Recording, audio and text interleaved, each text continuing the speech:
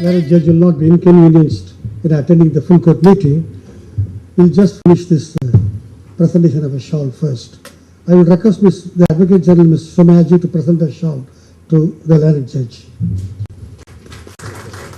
NGR Prasad will present a shawl to the special guest, Mr. N. Ram. Of course, is our Ram. The Honorable Mr. Justice T. Sivayanam, Mr. N. Ram from the Hindu, brothers, sisters and friends. I am extremely happy to welcome you all to this evening function. In a few minutes, the special guest, Mr. Ram, will address you on the law of secularism. In fact, this is the last and final meeting of the 150th year celebrations. When he took over as the president, we tried our best to get him for the first meeting that was to be held in June 2014. We did our best. Secretary wrote, I spoke, somehow we failed. And then I thought of applying the most powerful weapon in our armory. And the weapon Mr. Prasad was supplied. Now, both Ram Prasad are here and we are happy. So I must record a few things about, when I said Mr. Ram from the Hindu family, there is a lot of purpose behind that. An incident that took place about 75 years back comes to my memory. At that time there were only two morning English newspapers. One is of course Hindu, the other one, let me not name it right now. As in every field there is bound to be some kind of a competition, very healthy and disciplined competition, and it was on. The other morning English newspaper was publishing from just across the road. It was here. One day there was a fire and the entire materials in the office of that newspaper got gutted. And Mr. Goenka was stunned. He had to discontinue the newspaper. True to Tamil culture, this Hindu family invited and offered a portion in their office, and I don't know whether this happened anywhere else on earth. These two competitive newspapers were printed, published from the same premises for quite some time. Thus, this Hindu family truly, genuinely reflects the Tamil culture. I am happy Mr. Ram is here. Secondly, some 40 years back, I heard Mr. N. Ram answering an interview on a television channel. He was completely collected, cool, methodical, received every question, thought over, within 10-15 seconds, answered appropriately. The interview was about the progress of China. There are a lot of misgivings about the progress and development in China. At least sitting to my left, I can say he is a leftist. At least in that sense of the matter, I can without any hesitation say Mr. Ram is a leftist. That gentleman was grilling Mr. Ram. He was asking, what development? What kind of development? Mr. Ram very coolly said, a development without leaving anyone behind. In fact, I was clapping hands sitting at my apartment. The way in which he received the question, understood the question, there's a lot of mischief in his tone. He said, a development, in China there is a development without leaving anyone behind. That is this Mr. Ram. It has been my desire to have him here for addressing us, and he has chosen a nice topic. The services of Hindu to Indians, and particularly the residents of this state, is wonderful. They take the same amount of care in writing articles, verifying the information, and the very good English they employ. This happened some 50 years back, and I was studying in the 6th standard in Town High School, Kumbakonam. That was the time, as a boy, I had fallen for this beautiful lady called English. that haughty lady was never willing to look at this Blackie rightly. But yet, I was hopeful of equipping myself and waiting for an opportune time to propose to that lady. My friends were being Kumbakonam, brilliant Brahmin boys. One day we were discussing about grammar and English, dictionary and so on. Then the topic was who has got which dictionary. Everyone was naming a dictionary name and a book on the grammar, A, B, C, D, so many brands. And I, as I do, hail from a very humble family. I could not even dream of purchasing either a grammar book or a dictionary worth its name in those days. So I was waiting. I was sure the question will come to me ultimately and I have to answer. And the question came to me, tell me what you have. I said, you had mentioned this name, that name, so many names. What nonsense, I have the best dictionary. I follow the best grammar book. They were puzzled rather. I said, come home tomorrow. I'll show you what I have. You will appreciate what is the dictionary and what is the grammar book I have. Next morning they came. I got up, washed my face, ran into a nearby Maniyer Brahmanal Coffee Hotel, collected a copy of the Hindu, kept it ready and showed them, look, this is the grammar I learned, this is where I learned English from dictionary, and it was appreciated. I am happy Mr. Ram, representing that Hindu, that family, that leftism, if I may use that expression, is here. And it's only about 2 months back, the Prince of Arcot addressed us almost on a similar subject. I am happy he is here. He will address us shortly. Now, may I request the Honorable Judge to address us. The special guest and the chief guest of today's evening, Mr. Ram, Secretary Kamal Nathan, office bearers, senior advocates, senior members of the Madras Bar Association, my dear friends. It's indeed a very great privilege to be at this side of the desk. Thank you, President, for this opportunity granted to me. In fact, before we could commence the meeting, I told this special guest of today's evening that when a person comes over here to preside a function and a special guest is invited, and the so-called person who presides over the function walks away, it's very rude. So I told we had planned this program subject to your appointment, and this full court meeting was something fixed the day before yesterday, and therefore I requested him to pardon me from not being present throughout the lecture. In fact, I know that I would stand to lose, but nevertheless there will be some record of the proceedings by the Bar Association, and which we can go through. In fact, I fully concur with the President. What President said, it's an excellent topic. I would add to what President said, an excellent person, an apt person to talk about such excellent topic. In fact, yesterday night I was just going through the net. Interestingly, our special guest of today's evening has delivered a lecture on secularism on the topic called Secularism Must for Law. In this lecture, in the D.S. Borkar Memorial Lecture in New Delhi. That was the 16th lecture. I will not quote, I think I have a fair idea of how our special guest will proceed after having gone through this article. It is definitely bound to be very interesting. But what I would request the audience to do is to make this as an interactive session, because he has got very ideas and he can deliver these ideas with a big punch, which definitely will be a boon to the lawyers, if not to use it against judges, but for some other purpose. In fact, Mr. Ram, while delivering the lecture, said, constitutional guarantee of special rights of religious and linguistic minorities was an extension of this equality and fairness principle. In fact, though it is said in one fine sentence, it may require a day's lecture or a day's debate to analyze this. Further, he said, secularism belongs to all faiths and social sections and to both sexes, and there can be no discrimination against anyone on the ground of religion, caste, race, ethnicity, language, and gender. And he has given so many instances how India has progressed in these 67 years, how we have been able to still call ourselves as a social, secular, socialistic, democratic republic.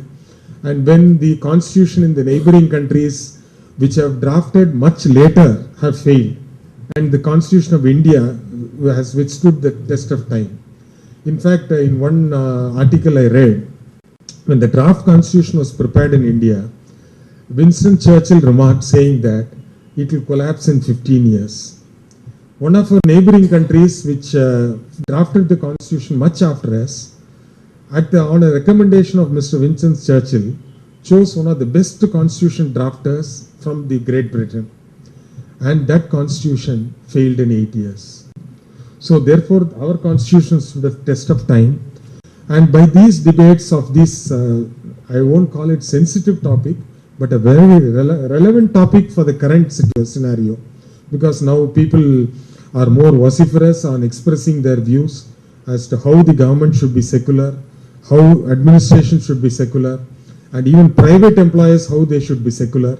So it is very relevant for the day, and more relevant to hear the special guest speak on this topic. So with these few words, I extend a hearty welcome to our special guest to be with us in this evening to share his experiences despite his busy schedule. And I request the young members of the bar also to be interactive with him. So very rarely we get these people in a sort of a, very private audience. Otherwise the crowd is distributed and his attention also will get diverted. And he is exclusively come today evening for us, and we shall, thanks to Mr. NGR Prasad for motivating our special guest to be with us today. Thank you for this opportunity, President. Thank you. The judge has completed his social duty, walking towards the judicial duty. May I request the special speaker to address us? So please. Mr. Tamil Mani, President of the Madras Bar Association, Mr. Kamal Nathan, other office bearers, Mr. Prasad, my long-standing friend, and friends. I was a little apprehensive in accepting an invitation to speak on law on secularism in this gathering for obvious reasons. So I thought, in fact, the day was caused by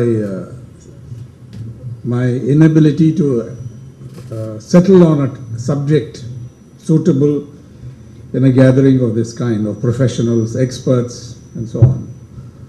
So I thought I'd settle on the topic of secularism in the light of the Constitution, law and practice.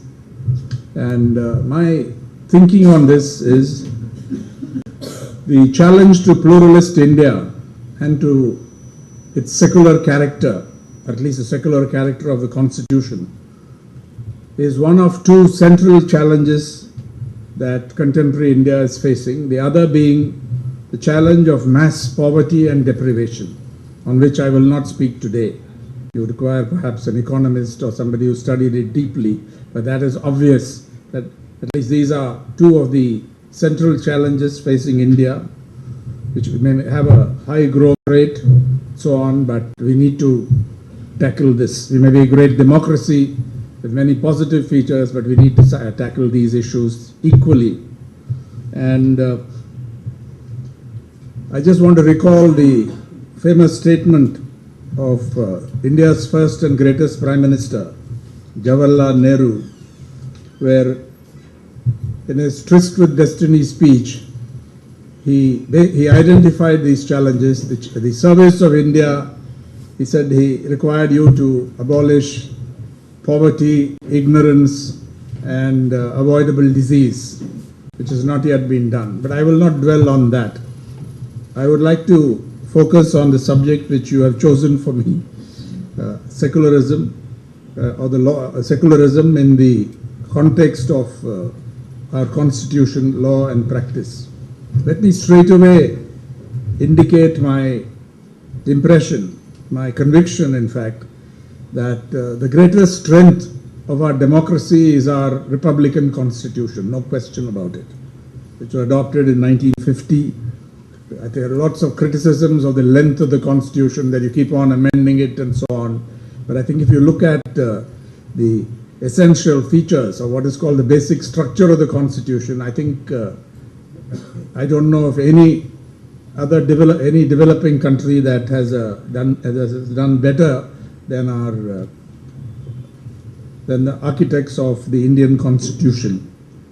And it's interesting that this question, whether we need to center stage secularism in the objectives resolution, in the preamble of the Constitution, that was debated very seriously in the Constituent Assembly itself.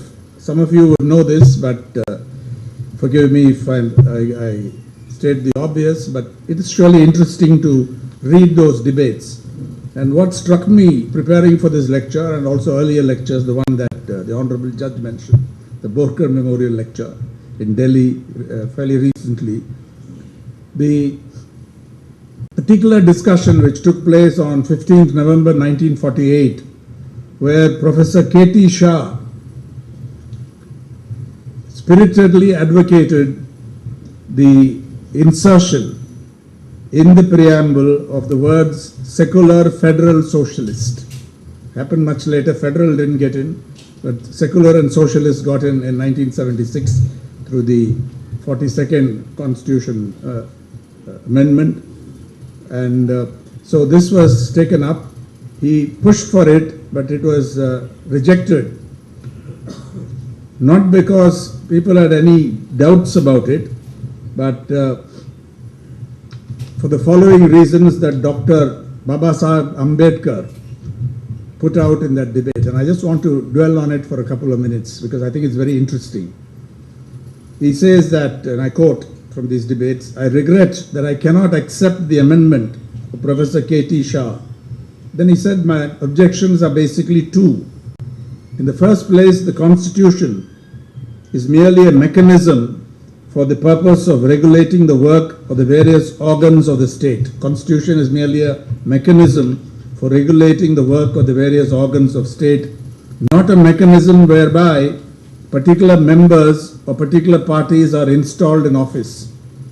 What should be the policy of the state, how society should be organized in its social and economic side are matters which must be decided by the people themselves according to time and circumstances."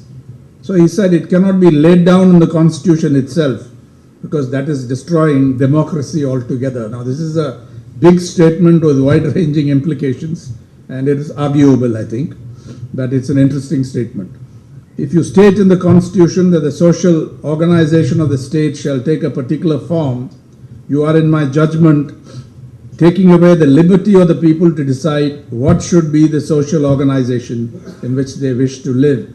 So he says that it's perfectly possible for the majority of the people to hold that the socialist organization of society is better than the capitalist and so on, but that is something that they must choose. This is the first objection to this resolution moved by Professor K.T. Shah, that the words secular federal socialist be inserted. And on each of these subjects there was a discussion.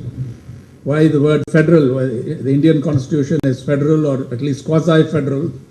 It was even said a federal union, but they didn't want to insert that word federal in the Constitution. But that's we need not digress into that. The second reason for his objection, he pointed out, was that Professor Shah, he said, does not seem to have taken into account the fact that apart from the fundamental rights which were embodied in the Constitution, we've also introduced other sections, and in particular the directive principles of state policy. And he says that that takes care of this adequately. And so finally the resolution was put to a vote and defeated in the Constituent Assembly. But most of the people who took part in the debate said that, of course, India is secular. And of course, state rights are there. It's a federal union and so on. That's the word used by Dr. Ambedkar. But it was not inserted in the constitution at that point of time.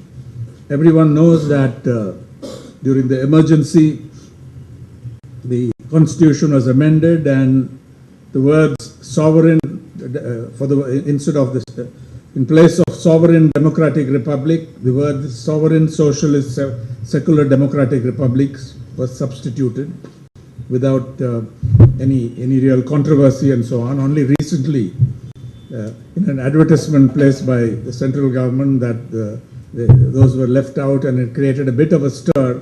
But the government was a bit on the back foot and then went back and said, no, there's no real change. This is the ad that's been appearing from the start. It was a particular design and so on, but it is significant.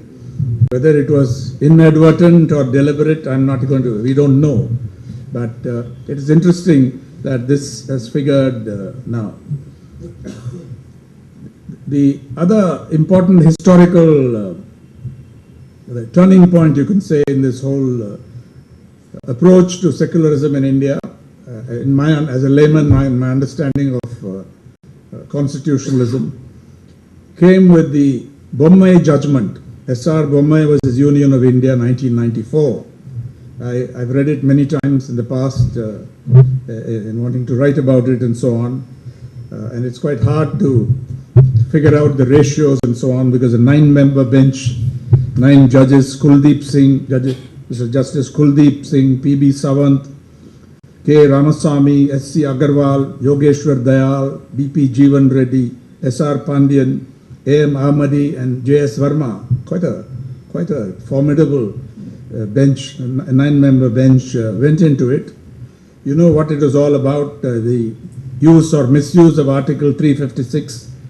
It was a watershed in establishing the new rules of the game for center-state relations, and whether you can use the knife of Article 356, how should you use it and so on. I'm not going into that.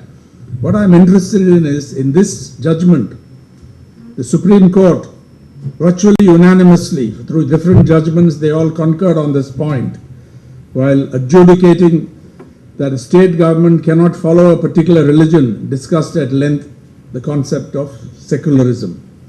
And the court held that secularism is one of the basic features of the Constitution. Indeed, it's part of the basic structure of the Constitution, which in my understanding means it is unamendable. You cannot amend this feature, you cannot take it away or dilute it. And I think the principles laid down in my understanding are that secularism is a positive concept of equal treatment of all religions, and this attitude is described by some as one of neutrality towards religion or of benevolent neutrality, while freedom of religion is guaranteed to all persons in India from the point of view of the state. The religion, faith or belief of a person is immaterial. So all people are equal before the state, and in matters of religion, the matters of state, religion has no place.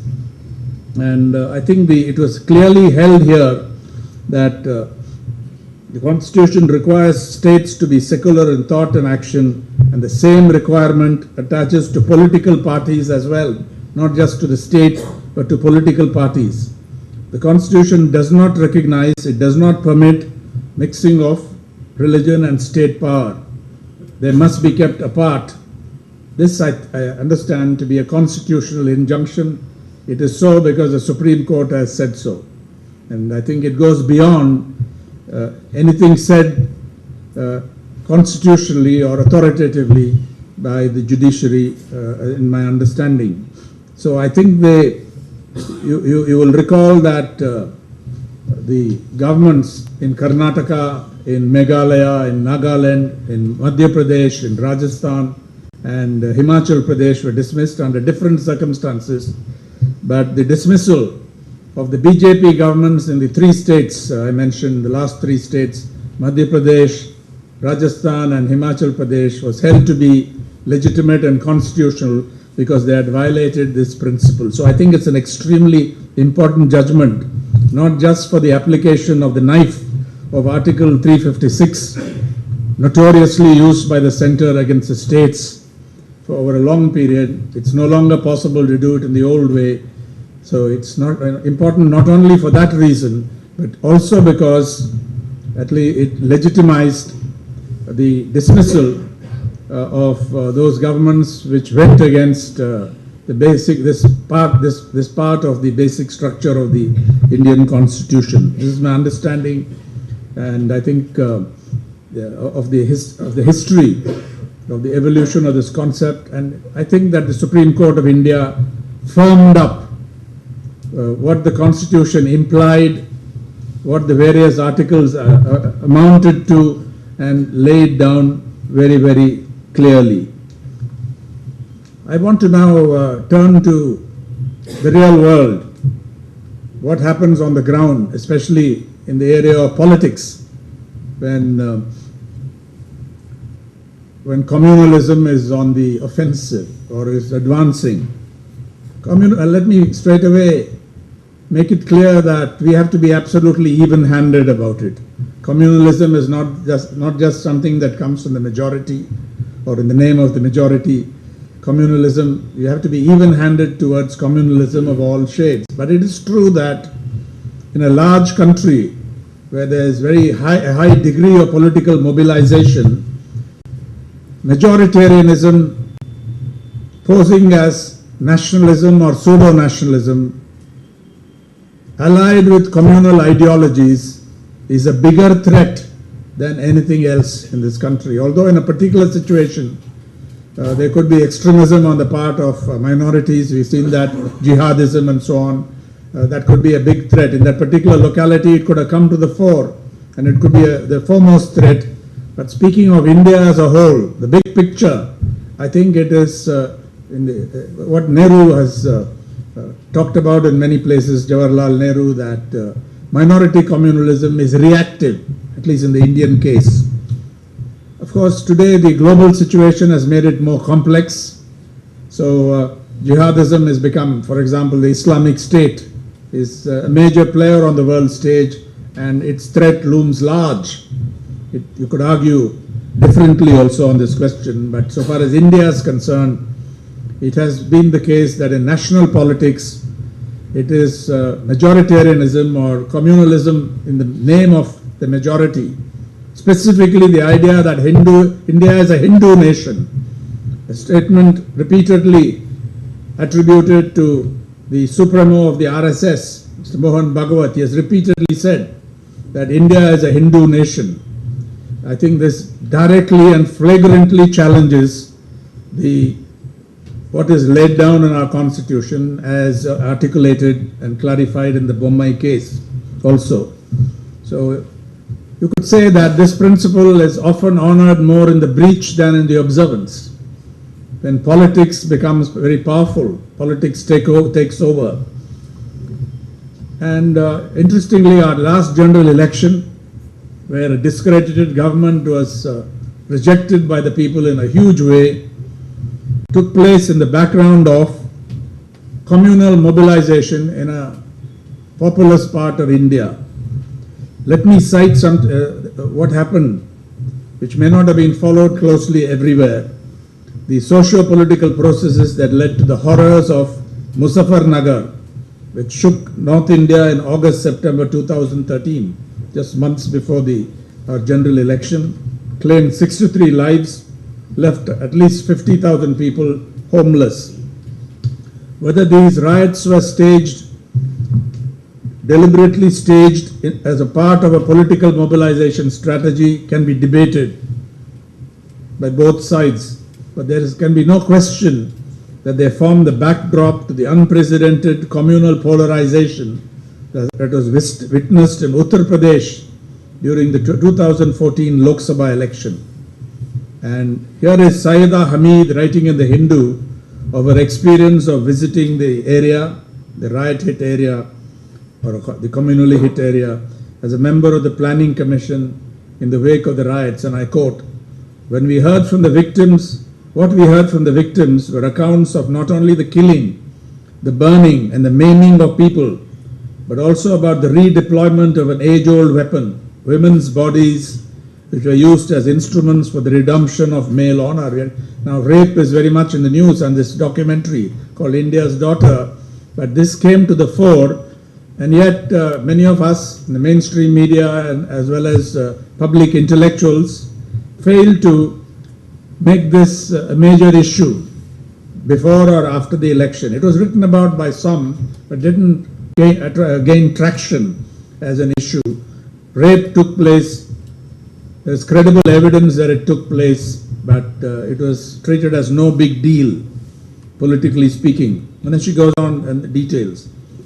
What is even more troubling is the continuing nature of communal tensions and violence today.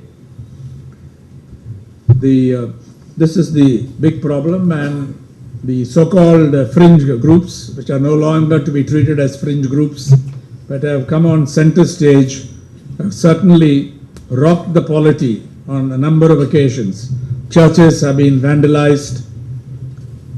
You have this whole campaign about conversions, that if you convert somebody from Hinduism to something else, that is illegal or illegitimate. But if you convert a Christian or a Muslim, particularly Dalits, to Hinduism, then that is reconversion. The fiction being that historically everybody was a Hindu. This, I think, challenges the whole idea of India's historical civilization, the facts on the ground. So this is a reconstruction of history, a completely obscurantist and backward-looking reconstruction of history that is used to justify their communal campaign. It took the Prime Minister quite a long time to speak out on this issue, but it is good that he spoke out against this, saying that my government will not tolerate it and so on. He said that more recently, but after many of us in the press and also the New York Times wrote an editorial questioning Prime Minister Modi's silence on these attacks which are taking place in many places, not sporadic attacks. I don't want to exaggerate the scale of these attacks. There are parts like in Tamil Nadu where whatever problem we have not faced this in anything like the way that, so congratulations on that, because I think lawyers have also, I think, made a contribution to this, and over a long period, I think many of them have been in politics, have been public intellectuals, so the bar and the judiciary have certainly contributed to that. So there are many parts of India where it is not a major problem. You could argue that casteism is a major issue here, is a bigger problem here, but even that should not be exaggerated. Yesterday on Pudhiya Thalaimurai, there was a discussion on this very question, where at least I argued that you cannot treat casteism on an equal basis, on a par with communalism, because communalism is a much bigger phenomenon. Casteism is bad enough, but if you mobilize a large section of the so-called majority, that's a much bigger threat. And so then preying upon exploiting caste in a particular locality and so on, because you can't possibly have an all-India campaign for a particular caste or against a particular caste. Dalits, of course, face oppression almost everywhere, and that has to be, that's a different kind of issue, but this is my understanding of the nature of the threat. So now I want to, borrowing from the Bommai judgment and also based on our own experience in practice, in practical politics, and what we've been able to observe over a pretty long period, many decades, I wish to address the following questions. The rest, I think, was a background, a run-up to this, but I just want to put forward before you some conceptions of what is secularism and what do we mean, basing ourselves on the Constitution, when we say that secularism is an inalienable part of our constitutional and political being, or should be. Although, as I said, it's often honored mainly in the breach. So what kind of society are we building today? And what is our idea of India? And has that idea changed for most Indians? That's a big question. In other words, has the majority become infected by this virus of communalism? It happened before, don't forget the partition riots, that very large numbers of Hindus as well as Muslims were infected by the ideology of communalism and so on. And it was a horrible period when very large numbers of people were butchered, lives were destroyed, people were completely dislocated and so on. So what is happening now is far lesser experience than that. But the question is the majority becoming fanaticized? What explains the BJP's virulent campaign in UP and the very positive response? They got more than 40% of the vote in a state where they had not done well before. And this is a troubling question which has to be answered seriously and honestly. Of course, most of us would say that no, the majority is not communal. In fact, people often say that secularism cannot survive if the majority of Hindus in India become communal. It's impossible. If the majority doesn't want it, it will go down, regardless of your constitution. The constitution will be thrown out of the window, and as it is during these riots. So that, I think, is the big question. It has come to the fore at a time the party of the Hindu right, led by somebody who was in the RSS, a charismatic mass political leader, has come into power at the center. This party has a majority of its own, a firm majority, with flanking support from a family of militant Hindutva organizations that used to be regarded, as I said, as belonging to the fringe. No secret that this dispensation is armed with an ideology and a socio-political program that are at odds with what we have been accustomed to for most of India's independent career. What is it? How does it relate to the previous NDA experiments? They were quite different. Of course, there was a campaign led up to the demolition of the Babri Masjid, a vile and despicable act against not just our constitution but against our civilizational values. But there were countervailing forces in that government, and you cannot argue that the Vajpayee government or the two Vajpayee governments were identical with the present government and its socio-political program. And it is important to realize that when Mr. Mohan Bhagwat proclaims that India is a Hindu nation and Hindutva is its identity, he strikes a blow at the secular concept of Indian citizenship itself. He speaks for the constellation as a whole. He speaks for the entire Sangh Parivar, comprising the party of government as well as the so-called fringe outfits, with the RSS acting as the ideological fulcrum. Let us not have any doubts about it. Whether you like it or not is a different matter. But let us not pretend that this is not so, that there are some fringe organizations out there and it is the task of the government to keep them under control. That would be a serious mistake, a delusion, at least as somebody who's followed politics, that is my view, whether you agree with it or not. Communalism as a political mobilization strategy has made disturbing progress over the past few years, feeding on the weaknesses, the vices, the corruption, the anti-people policies, and growing incompetence of the UPA government. And what's clear from the history of India, at least over the recent modern history of India, is that a wrong or unprincipled understanding of the problem of communalism in society and politics can lead to very tragic outcomes for very large numbers of people. According to the historian Sarvapalli Gopal, a distinguished historian of modern India, communalism in the South Asian sense is unknown almost anywhere else in the world and is of relatively recent origin. I've had many experiences of this. Recently, a great scientist here came to give a lecture and he was talking about communalism and so on, by which he meant communal solidarity among people, and was surprised to learn of the Indian connotation to what Indians meant when they talk about communalism. So even in nomenclature, it is a peculiar, not just Indian, but South Asian phenomenon. If he had combated it determinedly through the active practice of what the Constitution has mandated in Republican India, it could have been marginalized. Yet it has been able to capture hearts and minds and occupy political center stage in the second decade of the 21st century.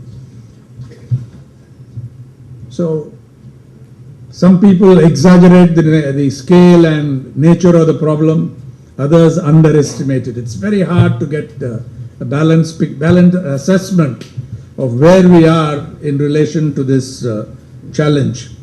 But at moments like the present, the clear absence of capabilities within our political system to keep religious majoritarianism at bay dispirits those who believe in secular democracy and modern civil society.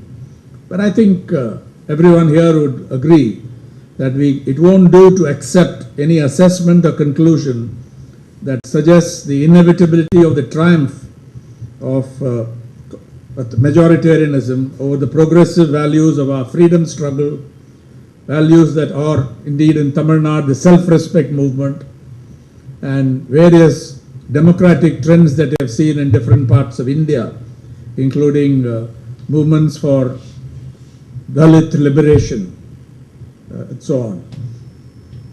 So I think that given the strengths of our composite culture, our civilizational reserves, and the wisdom of ordinary folk, the process that we are concerned with cannot possibly be long-lasting. It is certainly not irreversible. It's fashionable to decry secularism as a tired, formulaic, hack concept, and even some liberal journalists and other members of a supposedly liberal intelligentsia seem to have embraced this fashion, that you treat it as a tired, formulaic concept. I think it's time to take a clear-sighted stand on this question. Many things going for secularism in India, among them our history, our freedom struggle and our constitution, as I said. But very often, when Indians debate secularism at the intellectual or political level, the issue tends to get blurred or confused. The typical definition on offer in the Indian debate on secularism is Sarva Dharma Samabhava, equal respect for all faiths, or Sarva Dharma Sadbhava, good feelings towards all faiths. Over time, various leaders, including our philosopher statesman, Sarvepalli Radhakrishnan, former President of India, have offered interpretations of secularism that suggest that in the Indian context, it has a rather special, if not unique, meaning. Sometimes it's defined as religious tolerance and Catholicity of outlook. Sometimes the famous statement of Swami Vivekananda in his Chicago address of 1893 is cited as the core of Indian secularism, and that famous statement is, and I quote, "We believe not only in universal toleration, but we accept all religions as true." This is often cited as the essence of the Indian concept of secularism. Such attempts at definition and clarification of a key concept in modern Indian history certainly have their advantages and application in particular situations or contexts, because they have the progressive effect of countering bigotry, intolerance, and fundamentalism in social life and communalism as a phenomenon. But intellectually and politically, they will not do as an interpretation of secularism and what it demands. Why? Because Sarva Dharma Samabhava or Sadbhava is a necessary but insufficient condition for the flourishing of secularism in India. Secularism as a concept must be put to work all the time. It consists of two basic principles, two robust principles. First, that people belonging to all faiths and social sections, the Honorable Judge mentioned that when he talked about a lecture I had given, all faiths and social sections and to both sexes are absolutely equal before the Constitution, the law, and the state. There shall be no discrimination against anyone on grounds of religion, caste, race, ethnicity, language, and gender. This is precisely what the Constitution mandates through several provisions. The constitutional guarantee of the special rights of religious and linguistic minorities is clearly an extension of this equality and fairness principle. The abolition of untouchability and the exceptions to the non-discrimination rule made to safeguard what is called compensatory discrimination in favor of the scheduled castes, the scheduled tribes, and also the socially and educationally backward classes as they are called in the Constitution. These are meant as devices to secure the integration of historically disadvantaged groups of people and their access to fair equality of opportunity. In practice, it may not be perfect, the application of it, but the conception is certainly progressive and just. So secularism as I think we must go further than just stating the fairness doctrine, because secularism as the equality and fairness principle must be based on justice if it is to survive and flourish. You can have many conceptions of justice, ranging from the Rawlsian conception of justice, or liberal conceptions of justice, to Marxist conceptions of justice. You can take your pick depending on what you believe, but it has to be based on justice if this principle is to survive and flourish. And the unmet demand for justice in India has many dimensions: the constitutional, political, the social, the economic, gender, and so on. Discrimination and the denial of elementary justice in these dimensions, in any of these dimensions, weaken and sap the practice of secularism.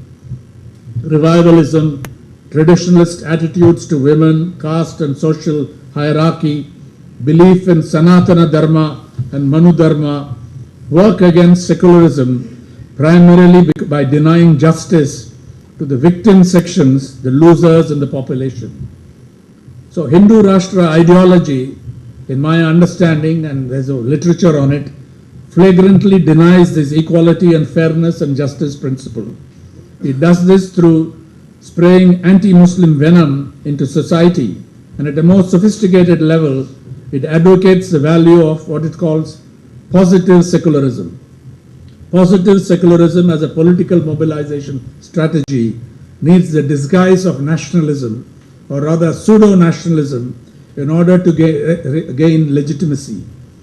Defining many-hued Indian civilization and all Indians as Hindu in a cultural sense, they say, if not in a religious sense, in a cultural sense, whatever that means, legitimizing Hindutva, pushing the validity of majoritarianism as an imperative of democracy, electoral democracy, and calling for an authoritarian national unity and patriotism on this reactionary basis and deeply divisive basis is what pseudo-nationalism seeks to achieve for the communalists. But I think it's not enough to state this principle. Even more important in the present context is the second principle, which has been very firmly affirmed in the Bommai judgment of 1994. Namely that it is constitutionally and legally mandated, but not honored in practice very often. And this principle is that religion shall not be inducted into politics. It shall not be exploited for political gain. The Constituent Assembly adopted, I have the resolution here on my iPhone, and anyway, I can provide the reference if there are questions. What is this resolution adopted in 1948 on April 3rd about this? The Constituent Assembly adopted this resolution mandating this. And both the electoral and criminal laws have provisions in support of this principle. But are these laws being properly applied? Is the judiciary applying its mind to this? These are questions that you know better, the answers to which you know better than I do. It's important to recognize that, I mentioned this earlier, that we have to be even-handed, that communalism in India is of diverse origin and content, not the monopoly of any one community. Although I've dwelt mainly on Hindu Rashtra ideology, you have to turn the searchlight to jihadism as well. as an ideology, as a phenomenon which has developed on a global scale. There is majority communalism and minority communalism, and they feed on each other. Jihadism, which used to be regarded as a fringe phenomenon, has come to center stage from time to time in recent decades, and India has not been spared its malign effects. Often employing terror as a weapon, it has taken a heavy toll of human lives, livelihood and welfare. And what is more, politically speaking, in India, it strengthens the ideology of the Hindu right. So what is clear from the experience India has gathered over close to 7 decades of independence is that communalism can be contained, it will always be there. You cannot be eliminated, you cannot eradicate it, but it can be contained provided it is not allowed to become a successful political mobilization strategy. And that is where, because of the failures of parties which claim to be secular and so on, their corruption, their incompetence, their lack of sincerity in their, what they claim to do for poor people, address the question of mass deprivation and so on. They have allowed this to happen, so you cannot treat that lightly. So it has become, communal, this mobilization, communalism as a political mobilization strategy has been allowed to become successful.